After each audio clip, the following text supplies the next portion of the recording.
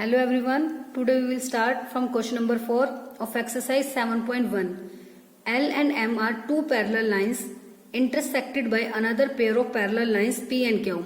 Means ये देखो figure में हमें शो हो रहा है कि जो L और M हैं ये दो लाइंस हैं, ये दोनों कैसी लाइंस है? Parallel lines. और ये इंटरसेक्टिंग हो रही है another pair of parallel lines, मतलब इनको कौन कौन सी लाइन इंटरसेक्ट कर रही है? P और Q, और P और Q भी कैसी लाइंस होंगी? फिर parallel lines. Then we have to show that triangle ABC is congruent to triangle CDA. ABC means इस ट्रायंगल को congruent प्रूफ करना है CDA ट्रायंगल की।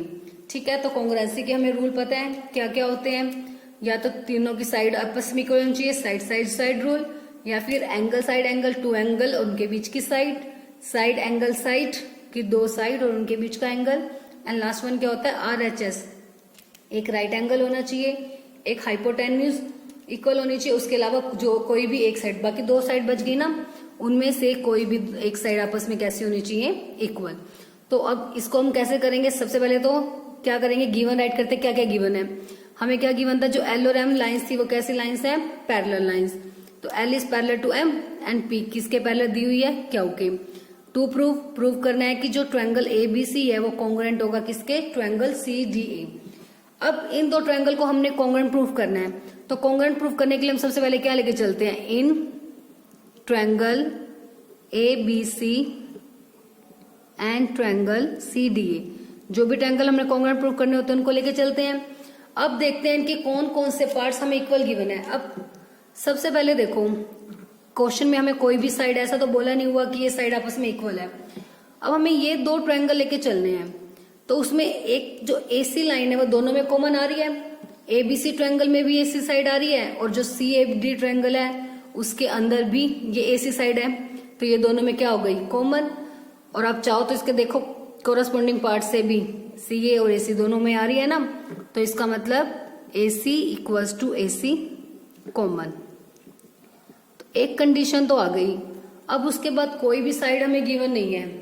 जब कोई भी साइड नहीं है तो हम क्या चेक करेंगे? एंगल्स देखेंगे कि क्या कोई एंगल इक्वल है या नहीं। तो कोई भी एंगल हमें गिवन नहीं दिया हुआ, कुछ भी नहीं गिवन ना स्टेटमेंट में, बट हमें स्टेटमेंट में ये चीज दी हुई है कि जो लाइन है L और M वो आपस में पैरेलल है, और P और Q लाइंस आपस में पैरेलल है। तो अब जब दो लाइंस पैरेलल है तो पैरेलल के हमें पता है उसमें कई एंगल्स बनते हैं, कई जो भी दो लाइंस पैरेलल होंगी उनको कोई ट्रांसवर्सल अगर कट करती है तो उसमें अल्टरनेट एंगल, कोरस्पॉन्डिंग एंगल, कई टाइप के एंगल्स बन जाते हैं। तो चेक करते हैं कि इसमें कौन से एंगल फॉर्म हो रहे हैं कि कोरस्पॉन्डिंग या अल्टरनेट, क्योंकि हमें पता है जब भी दो लाइंस पैरेलल होती हैं तो अल्टरनेट और कोरस्पॉन्डिंग एंगल्स हमेशा कैसे होते हैं? आपस में इक्वल होते हैं। ठीक है, तो अब देखते हैं इसमें ये जो ट्रायंगल है, अब P जो लाइन है that is parallel to Q। तो P और Q जो लाइंस आपस में पैरेलल हैं, तो यहाँ पे देखो एक जेड बन रहा है इनसे। अब ये दो लाइंस हैं, इनको कट करने वाली ट्रांसवर्सल कौन सी है? AC। तो AC जो है इसके साथ ये जेड बना रही है, तो डेट मीन्स ये दोनों एंगल कैसे हो जाएंगे? Alternate interior angles. और हमें पता है कोई भी दो लाइन अगर पैरेलल होती हैं तो alternate interior angles are always equal, तो वो हमेशा कैसे होते हैं? इक्वल होते हैं। और ये दोनों इसके कोरस्पॉन्डिंग पार्ट्स भी हैं, देख सकते हो आप एंगल A और C, एंगल A और C कोरस्पॉन्डिंग पार्ट्स बन रहे हैं ना आपस में, तो angle A equals to angle C हो जाएगा। इसको हम नाम दे देते हैं 1 और 2, क्योंकि आप A और C नहीं लिख सकते, आपको कंप्लीट राइट करना पड़ेगा, या तो BAC और इसका नाम दोगे ACD, नहीं तो हम नेमिंग दे सकते हैं। इसको मैंने नहीं दिया ना एंगल 1 और इसको 2। Now angle 1 equals to angle 2 कैसे एंगल हो जाएंगे? Alternate angles, alternate interior angles. ये ऑल्टरनेट इंटीरियर एंगल्स क्यों है? सिंस जो P पैरेलल है वो किसके है? Q के।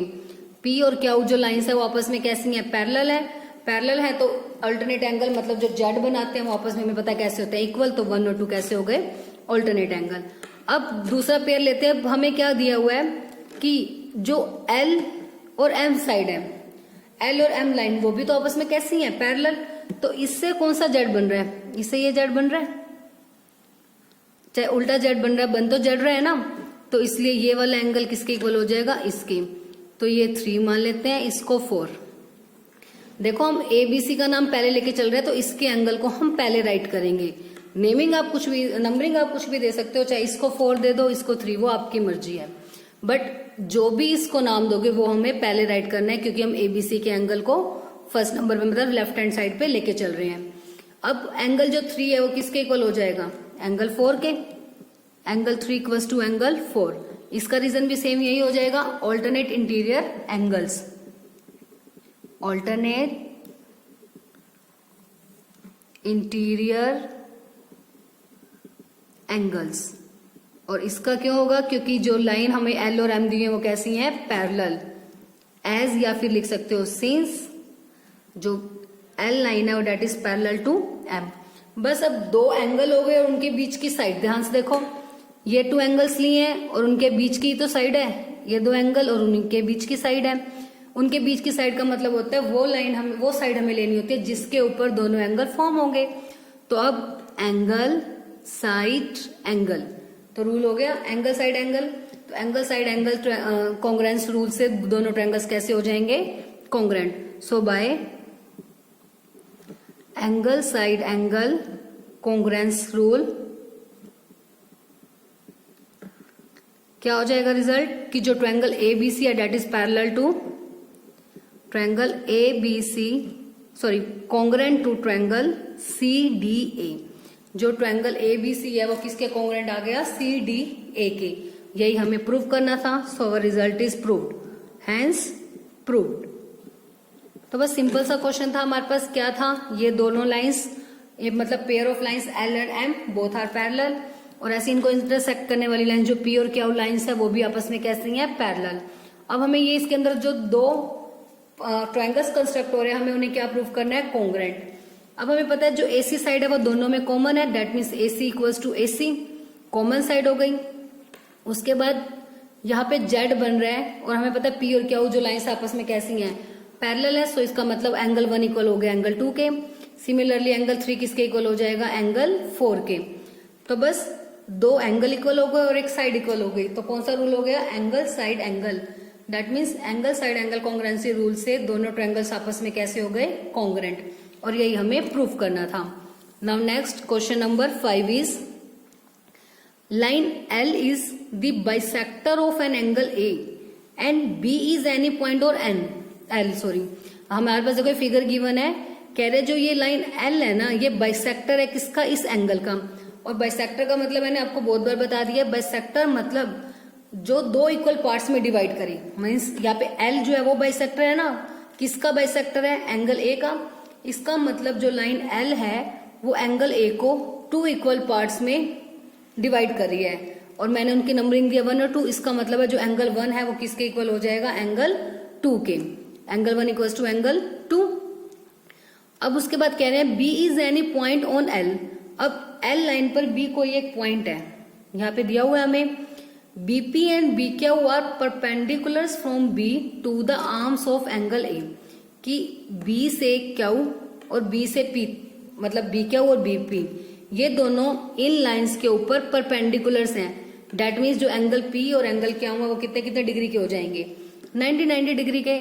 Now we have to prove that part 1 जो APB ट्रायंगल है वो कॉन्ग्रेंट है triangle AQB। APB is congruent to triangle AQB। इन दोनों को हमने क्या प्रूफ करना है, कॉन्ग्रेंट। सेकंड पार्ट में दिखाना है BP और BQ आपस में इक्वल है, कि ये साइड इक्वल है। देखो अगर हम ये 2 ट्रायंगल कॉन्ग्रेंट हो जाएंगे तो ये तो इसी के कोरस्पॉन्डिंग पार्ट्स हैं, तो बाय CPCT सेकंड पार्ट तो प्रूव हो जाएगा। तो मेनली हमें प्रूव करना है फर्स्ट पार्ट जो APB is congruent to AQB। ठीक है, तो सबसे पहले राइट करते हैं गिवन। क्या क्या गिवन था, जो L है वो बाइसेक्टर है एंगल A का। इसका मतलब क्या हो गया, एंगल 1 इक्वल्स टू एंगल 2, कि वो एंगल A को 2 इक्वल पार्ट्स में डिवाइड करेगा। उसके बाद जो बोल रहे थे कि BP एंड BQ दोनों परपेंडिकुलर्स हैं, दैट मीन्स जो एंगल P है वो भी 90 का हो गया और एंगल Q भी कितने का हो गया, 90 डिग्री। अब हमें प्रूव करना है जो APB ट्रायंगल है वो कॉन्ग्रेंट है ट्रायंगल AQB। फर्स्ट पार्ट में ये था ना APB एंड AQB, और सेकंड भी ऐसे उठा लिया। जो हमने प्रूव करना है BP BQ के इक्वल है, इसका मतलब कि B is equi distant from Q and P। Means question में आपके पास स्टेटमेंट ऐसे भी आ सकते हैं कि बीपी और बी क्यू को इक्वल प्रूफ करो, या फिर आपको ऐसे भी गिवन हो सकता है कि बी जो है इक्वी डिस्टेंट है from the arms of angle A, मतलब बी का distance arms of angle A मतलब एंगल ए को बनाने वाली जो ये आर्म्स जो लाइंस हैं या जो रेज कह सकते हो आप, उससे जो बी पॉइंट का डिस्टेंस वो इक्वल है, मतलब B Q equals to BP, मतलब दोनों का सेम ही है, सिर्फ वर्डिंग चेंज हो सकती है। Now let's start part 1। First part में हमें क्या दिखाना है, जो एपीबी है उसको कॉन्ग्रुएंट दिखाना है ए क्यू बी, तो लेके चलते हैं। In triangle APB and triangle A Q B, दोनों ट्रायंगल लेके चले हम। अब इसमें हमें क्या प्रूफ करना है, इनको कॉन्ग्रुएंट। तो अब इसमें देखते हैं क्या क्या साइड हमारे पास इक्वल है। साइड्स तो हमें कुछ भी इक्वल नहीं दी हुई, बट एंगल्स हमारे पास यस इक्वल दिए हुए हैं। तो सबसे पहले तो हमें एक चीज शो हो रही है कि ए बी दोनों में क्या है, कॉमन। ये दो ट्रायंगल लेके चले हैं ना हम, तो इन दोनों में एक चीज तो कॉमन आ रही है, ए बी। तो फर्स्ट तो हम सीधा ये लिख देंगे, जो ए बी है वो किसके इक्वल हो गई, ए बी कॉमन, बस। और किसी साइड का हमें कोई रिलेशन नहीं दिया हुआ। और हमें एक चीज और दी हुई है कि इन दोनों में एंगल बन रहे हैं 1 और 2, और 1 और 2 तो हमारे पास कैसे हैं, इक्वल एंगल है, क्योंकि जो एंगल एल लाइन थी वो बाइसेक्ट कर रही थी एंगल ए को। So angle 1 equals to angle 2। APB का है एंगल 2, तो एंगल 2 हम पहले लिखेंगे। तो आपने ये चीज ध्यान रखनी है, आपने जो ट्रायंगल पहले लिया है उसकी सभी साइड्स आप पहले ही लोगे। तो एपीबी में मेरा बन रहा है एंगल 2 और ए क्यू बी में बन रहा है angle 1। So therefore angle 2 equals to angle 1 given, क्योंकि हमने गिवन में ऑलरेडी इसका मतलब राइट रख दिया है। अगर आप वहां पे मेंशन नहीं करोगे गिवन में एंगल 1 2 के इक्वल है, तो यहाँ पे आपको इसका रीजन देना पड़ेगा, because line L is the bisector of angle A, वो उसको बाइसेक्ट कर रही है। अभी तक तो ये दो कंडीशन। और तीसरा क्या इक्वल है, इन दोनों में इसमें बन रहा है एंगल पी और इसमें क्या है एंगल क्यू, और वो कितने डिग्री के हैं, 90 डिग्री, ये भी गिवन है। So angle P equals to angle Q 90 degree, given है कंडीशन। तो बस अब दो एंगल हो गए और एक साइड होगी, बट एंगल तो ये वाले दो हैं, साइड उनके बीच की तो नहीं है, तो कौन सा रूल हो जाएगा, ये angle side rule. So by using angle side rule we can say that triangle APB is congruent to triangle A Q B. So write कर देते हैं यहाँ पे।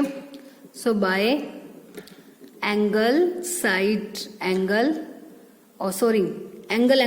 रूल है हमारा, क्योंकि उनके बीच की साइड नहीं है। So by angle side congruence rule, जो ट्रायंगल है कौन सा, APB, that is congruent to triangle A Q B. APB जो है वो कॉन्ग्रुएंट हो जाएगा किसके, एंगल 2 के, sorry APB is congruent to triangle A Q B. ठीक है, अब मैं फिर से बता देती हूँ क्या था, दोनों ट्रायंगल को हमें कॉन्ग्रुएंट प्रूफ करना था। एल जो लाइन है एंगल ए का बाइसेक्टर है, मीन्स एंगल 1 और 2 आपस में कैसे हैं, इक्वल। और ये दोनों बीपी और B Q are both perpendiculars, तो मीन्स पी एंगल और क्यू एंगल दोनों कितने कितने डिग्री के हो जाएंगे, 90 डिग्री के। तो बस इन दोनों को कॉन्ग्रुएंट दिखाना, तो एक तो यही चीज आ गई, एंगल 1 और 2 इक्वल है, गिवन है, और एंगल पी और क्यू दोनों कितने कितने डिग्री के हैं, 90 डिग्री के, तो ये भी आपस में इक्वल है, ये दोनों कंडीशन गिवन है। और एक हमें साइड चाहिए, वो क्या हो जाएगी, ए बी दोनों में क्या है, कॉमन, तो A B equals to A B. So by angle side congruence rule, क्योंकि जो हमारे दो एंगल्स थे साइड उनके बीच की इक्वल नहीं है, अलग से एक साइड ली थी, तो रूल हो जाएगा एंगल साइड। अगर साइड उन्हीं के बीच में होती, मतलब उसी पर जिस पर दोनों एंगल कंस्ट्रक्ट है, अगर साइड भी वही इक्वल होती, तब रूल कौन सा होता, एंगल साइड एंगल, जैसा कि हमने अभी फर्स्ट क्वेश्चन में किया था। तो यहाँ पे रूल हो गया by angle side congruence rule we can say that triangle APB is congruent to triangle A Q B. Second में हमें दिखाना है BP equals to B Q. मैं सेकंड पार्ट आपको यहीं पे सॉल्व करके दिखा रही हूँ। सेकंड पार्ट में सिंपल, जो बीपी है वो क्या हो जाएगा, किसके इक्वल, बी क्यू के, बाय सीपीसीटी, क्योंकि फर्स्ट पार्ट में अभी हमने प्रूफ किया है जो एपीबी है वो कॉन्ग्रुएंट है ए क्यू बी। तो सेकंड में क्या करेंगे, फ्रॉम फर्स्ट पार्ट हमने क्या निकाला है कि जो ट्रायंगल एपीबी है that is congruent to triangle A Q B. तो जब दो ट्रायंगल कॉन्ग्रेंट है तो उसके कोरेस्पॉन्डिंग पार्ट्स भी इक्वल होते हैं। और हमें कौन सा कोरेस्पॉन्डिंग पार्ट चाहिए, बीपी और बी क्यू। तो बीपी मतलब पीबी और बीपी एक ही बात है, और बी क्यू या क्यू बी एक ही बात है इनमें। तो ये दोनों इसके कोरेस्पॉन्डिंग पार्ट्स हैं, तो इसका मतलब BP equals to B Q by CPCT, by CPCT, corresponding parts of congruent triangle. बस यही हमें प्रूफ करना था। ठीक है, तो इस टाइप से जब भी कोई दो ट्रायंगल आपको कॉन्ग्रेंट प्रूफ करने के लिए कहा जाए और उसके बाद उन्हीं का ही कोई कोरेस्पॉन्डिंग पार्ट, मतलब उसी ट्रायंगल का ही कोई एक पोर्शन, साइड या एंगल हमें इक्वल प्रूफ करने के लिए कहा जाए, तो बस हमें क्या करना होता है, ट्रायंगल को कॉन्ग्रेंट दिखाएंगे और उसके बाद सीपीसीटी का यूज करके उन दोनों साइड्स को या फिर जो एंगल जो भी हमें दिखाना होगा उनको हम क्या कह देंगे, वो दोनों इक्वल हैं by CPCT, corresponding parts of congruent triangles. Now next question number 6 is, in figure AC equals to AE and AB equals to AD and angle BAD equals to angle EAC, then we have to show that BC equals to DE। ये figure हमारे पास given है, क्या क्या इसमें AC और AE equal है। मतलब ये देखो मैंने यहाँ पे मेंशन किया हुआ है कि जो AC साइड है हमारी AC AE के इक्वल है। देखो दोनों पे डबल टिक किए हुए हैं, मतलब डबल स्टिक से मैंने लगाई हुई है इसको। दैट मीन्स ये साइड इसके इक्वल है और ये साइड इसके इक्वल है, जो सिंगल सिंगल वाली है। ए बी इक्वल है ए डी के, ये चीज गिवन है, और ए सी इक्वल है ए, ये दोनों कंडीशन हमें गिवन है। उसके बाद कह रहे जो एंगल बी ए डी है that is equal to angle E A C. B A D means ये एंगल, और ई ए सी जो आपको दिख रहा है ना सिर्फ इतना, ये बीच वाला पोर्शन इंक्लूड नहीं है। बी ए डी सिर्फ यहां तक का पोर्शन, ठीक है। ऐसे ही CAE उसमें भी यहाँ तक का पोर्शन और ये वाला पोर्शन इंक्लूड नहीं है। ये वैल्यूज हमें गिवन है। प्रूफ करना है कि जो BC है वो किसके इक्वल है, DE के। BC मतलब जो ये आपके नीचे वाली लाइन है कंप्लीट, BC को हमने प्रूफ करना है किसके इक्वल, DE। DE मतलब इस साइड के, कि दैट मीन्स हमें प्रूफ करने है जो ये वाली लाइन है, सॉरी ये 3 डंडे हैं इसमें, और ये वाली इसके इक्वल आपको दिखाना है BC इक्वल्स टू DE। ठीक है, तो सबसे पहले राइट करते हैं, गिवन है AC और AE आपस में इक्वल है, ABAD और angle BAD equals to angle EAC। तो जो जो चीजें हमें गिवन है वो हम उसमें राइट कर लेते हैं। अब हमें प्रूफ करना है कि BC इक्वल्स टू DE। ठीक है, जो गिवन और टू प्रूफ था हमने वो राइट कर लिया। अब हमने इसको क्या करना है, प्रूफ। अब BC और DE, अब डायरेक्ट तो हम इक्वल नहीं दिखा सकते, तो हम क्या करेंगे कि ऐसे दो ट्रायंगल लेके चलेंगे जिसमें BC और DE लाइन आ जाए, ताकि हम उन दो ट्रायंगल को क्या करेंगे, कॉन्ग्रेंट प्रूफ कर देंगे। अगर वो दो ट्रायंगल कॉन्ग्रेंट प्रूव हो जाएंगे तो उसके कोरेस्पॉन्डिंग पार्ट्स हमें पता है इक्वल होते हैं, तो वहां से हम क्या दिखा देंगे, BC और DE आपस में कैसे हैं, इक्वल। तो BC साइड, BC इस पूरे में आ रही है, तो BC कहाँ है, इस ट्रायंगल में, इन ट्रायंगल ABC। तो हम कौन कौन सा ट्रायंगल लेके चलेंगे, in triangle ABC and triangle ABC ले लिया, BC आ गई। अब चाहिए हमें DE, तो DE कौन से मेरे, DE यहाँ है, तो DEA, तो ये ट्रायंगल हो गया हमारा ADE या DE या कुछ भी बोल सकते हो, ट्रायंगल ADE। क्योंकि अब तक हमें नहीं पता कि ये इसके कोरेस्पॉन्डिंग पार्ट्स कौन कौन से हैं, तो स्टार्टिंग में हम कोई भी नेम दे सकते हैं ABC और ADE, बट जब हम कॉन्ग्रेंट प्रूफ करेंगे तो वहां पे हमें नेमिंग अगर ये रॉन्ग है तब भी इसे करेक्ट करना पड़ेगा, बट यहाँ पे आप कुछ भी मेंशन करोगे कोई भी फर्क नहीं पड़ता। अब देखते हैं इसमें कौन कौन सी वैल्यूज हमें इक्वल है। ध्यान से देखो, एक तो ट्रायंगल है ये, देखो जो दो ट्रायंगल हमने लेने, मैंने दोनों को अलग से हाईलाइट कर दिया है। जो ABC का था उसको मैंने ग्रीन से कर दिया, और दूसरा जो सा हमारा ट्रायंगल था ADE उसको मैंने ब्लैक प्लान से जो है उसको मार्क कर दिया। अब आपको डिफ्रेंशिएट हो रहा है कि जो जो हमारे पास जो ट्रायंगल हम लेके चल रहे हैं। अब इसमें देखो क्या कोई भी साइड कॉमन है, कोई भी नहीं है, क्योंकि देखो ये 3 साइड है ग्रीन वाली, ये 3 साइड है ब्लैक वाली, तो कॉमन तो कोई भी नहीं है। कॉमन मतलब ऐसी कोई साइड नहीं है ना जिसपे ब्लैक और ग्रीन दोनों एक साथ चल रहे हो, नहीं है, तो दैट मीन्स कोई भी साइड कॉमन तो हमारे पास है नहीं। तो और क्या हमें गिवन है, अब देखो ये ग्रीन वाले पार्ट में सिंगल लाइन है ना, ये 1, ये वाली, और इस ब्लैक वाले पार्ट में सिंगल लाइन कहाँ पे हमारी, इसके ऊपर, मीन्स जो AB और AD ये दोनों हमें कैसी दी हुई है, इक्वल। जो AB लाइन है वो पार्ट किसका है, ABC का, और जो AD लाइन है that is the part of ADE। तो इसका मतलब जो AB साइड है that is equals to AD। जो ए बी साइड है वो किसके इक्वल है, ए डी के इक्वल। ये कंडीशन हमें गिवन है। चाहे तो आप उसके बाद देख सकते हो ए बी और ए डी गिवन है, वो इसका पार्ट था, ठीक है। अब चाहिए ए सी और ए ई। क्या ए सी और इसका पार्ट है ए सी, ए सी आ रही है बिल्कुल ग्रीन लाइन है, और ए ई बिल्कुल ब्लैक लाइन है, तो इसका मतलब ए सी और ए ई दोनों इसका पार्ट है।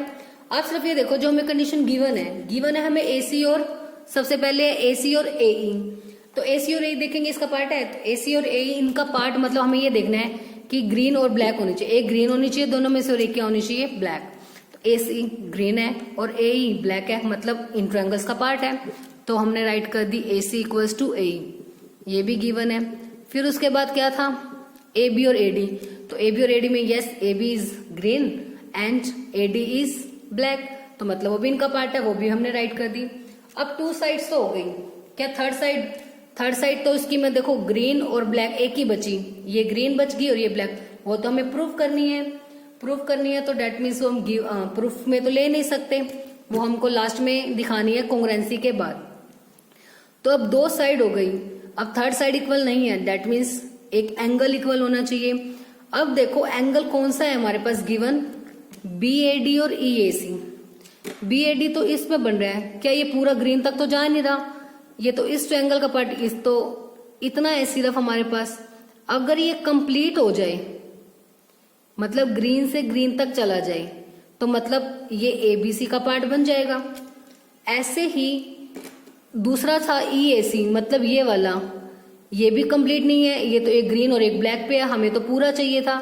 और अगर ये भी ऐसे पूरा बन जाए, ये अगर कंप्लीट बन जाए और ये अगर कंप्लीट बन जाए, तो यस फिर तो हमारी बात बन जाएगी कि दोनों इस ट्रायंगल के पार्ट हो जाएंगे। इस ट्रायंगल के पार्ट हो जाएंगे तो मतलब थर्ड जो चीज हमें चाहिए इनको कॉन्ग्रुएंट प्रूफ करने के लिए, एंगल, वो हमारे पास आ जाएगा। तो अब हम क्या करेंगे, अब ध्यान से देखो, इतना पोर्शन हमारे पास इक्वल है आपस में, जो बी ए डी एंगल है that is equal to angle C A E. B A D E A C या सी ए ई हम जो भी नाम दे दें वो इक्वल है। अगर उसमें मैं ये पोर्शन ऐड कर दूं दोनों साइड पे, इसमें भी इतना ऐड कर दूं ये कंप्लीट हो जाएगा, इसमें भी इतना ऐड कर दे तो ये भी कंप्लीट हो जाएगा। तो कंप्लीट हो जाएगा तो मतलब हमारे पास पूरा एंगल बन जाएगा, एंगल बी ए सी जो कि हमें चाहिए और एंगल ई ए डी जो हमें चाहिए। ठीक है, आप चाहो तो नंबरिंग से भी कर सकते हो, आपकी मर्जी है। Now we have angle B A D equals to angle E A C, ये कंडीशन हमारे पास गिवन है। ठीक है, बट अभी तक हम कॉन्ग्रुएंट नहीं बोल सकते क्योंकि ये दोनों कंप्लीटली इसका पार्ट नहीं है, पार्शियली इसका पार्ट है, मतलब ये दोनों इसके एंगल के पार्ट तो हैं बट ये कंप्लीट इस एंगल का पार्ट नहीं बनाते। पूरा का पूरा तो ये तब बनेंगे जब ये बी ए सी बन जाएगा, बट हमारे पास तो बी ए डी है, तो बी ए डी को बी ए सी बनाने के लिए मुझे इतना पोर्शन ऐड करना पड़ेगा, मतलब डी ए सी। अगर मैं दोनों साइड पे ऐड कर दूं, now adding angle D A C on both side, इस एंगल में दोनों साइड पे हम कुछ भी ऐड कर देंगे। दोनों साइड पे ऐड के कोई फर्क नहीं पड़ेगा ना, जैसे मान लो 2 और 2 इक्वल है, तो अगर मैं दोनों साइड पे 4 ऐड कर दूं तो 2 + 4 6 इक्वल टू 6 भी इक्वल होंगे। या दोनों साइड पे कुछ भी सब्ट्रैक्ट कर दूं, 2 में से मैं 1 1 दोनों साइड पे सब्ट्रैक्ट कर दूं, 2 - 1 1 2 - 1 1 तब भी इक्वल होंगे। मीन्स अगर कोई भी दो साइड आपस में इक्वल है, उन दोनों साइड पे ही हम सेम चीज को ऐड या सब्ट्रैक्ट कर दें तो उसका क्वेश्चन पे कोई भी इफेक्ट नहीं होता। बट आप ऐसा नहीं कर सकती एक साइड पे ऐड कर दे दूसरे पे ना करें, नो, क्योंकि मान लो 2 और 2 इक्वल है, मैं 2 में इसमें तो 3 ऐड कर दूं, इसमें ना करूं, तो क्या 5 2 के इक्वल होगा? बिल्कुल भी नहीं होगा। तो इसलिए अगर कुछ भी ऐड या सब्ट्रैक्ट करते हैं तो हम दोनों साइड पे कर सकते हैं। नाउ ऐड करते हैं B A D plus angle D A C that is equal to angle E A C plus D A C, दोनों को हमने ऐड कर दिया। अब देखो बी ए डी और D A C, B A D D A C मतलब ये प्लस ये कंप्लीट बन गया, कंप्लीट बन गया बी ए सी एंगल। तो angle B A C that is equals to angle E A C plus D A C, E A C plus DAC, ये वाला प्लस ये वाला, ये बन गया एंगल EAD, एंगल EAD, ये पूरा बन गया। तो नाउ फ्रॉम 1 2 और थर्ड ये वाली साइड, मतलब ये तीनों से कौन सा रूल बन गया, साइड एंगल साइड। दो साइड है, देखो ये 2 साइड्स थी उनके बीच का एंगल, ये 2 साइड्स थी उनके बीच का एंगल, तो by side angle side, side angle side congruence rule, तो ट्रायंगल। अब ऊपर से देखो नेमिंग क्या हमारी करेक्ट थी या नहीं, ABAD ये चीज तो ठीक है, AC और AE बिल्कुल करेक्ट है, मतलब जो हमारे ऊपर नेमिंग थी वो करेक्ट है, क्योंकि यहाँ से उसके कोरस्पॉन्डिंग पार्ट्स ही हमारे पास इक्वल है। तो triangle ABC is congruent to triangle ADE, ABC congruent to triangle ADE, prove हो गया कौन से रूल से, साइड एंगल साइड। बट हमें तो क्या दिखाना है, BC और DE को इक्वल, हमें प्रूव करना था BC equals to DE, sorry यहाँ पे E है, BC और DE कोरस्पॉन्डिंग पार्ट्स है ना इसके, सो देयरफॉर जो BC है वो किसके इक्वल आ जाएगी, DE के, by CPCT corresponding parts of congruent triangles. So बस हमारा रिजल्ट क्या प्रूव हो गया, सब कुछ इसमें सेम था, हमें सब कुछ गिवन था। सिर्फ एक छोटी सी बात हमें ध्यान रखनी है कि जो हमें ट्रायंगल कॉन्ग्रेंट प्रूव करने हैं उसमें जो हमें एंगल गिवन है वो कंप्लीटली उसका पार्ट नहीं है, तो एक छोटा सा टुकड़ा आप कह सकते हो, बिल्कुल छोटा सा पार्ट उन दोनों में मिसिंग है जो उसे पूरा होने से रोक रहा है। तो हमने सिर्फ क्या करना है, वो जो छोटा सा पार्ट उसको कंप्लीट होने से रोक रहा है, हम क्या करेंगे, वो दोनों साइड पे उस एंगल में उस पार्ट को ऐड कर देंगे। तो वो जैसे ही उसको ऐड किया तो जितना पार्ट उसको रोक रहा था वो पूरा का पूरा मिलके उस एंगल का पार्ट हो गया। तो बस एंगल का पार्ट हो गया तो हमारा रूल अप्लाई हो गया, side angle side congruence rule. तो दोनों ट्रायंगल आपस में कैसे हो गए, कॉन्ग्रेंट। बस आज के लिए हम ये 3 क्वेश्चन ही करेंगे, बाकी के जो नेक्स्ट क्वेश्चन है वो हमारी नेक्स्ट वीडियो में करेंगे। आई होप आप इन सभी क्वेश्चन को साथ के साथ अच्छे से रिवाइज भी कर रहे होंगे।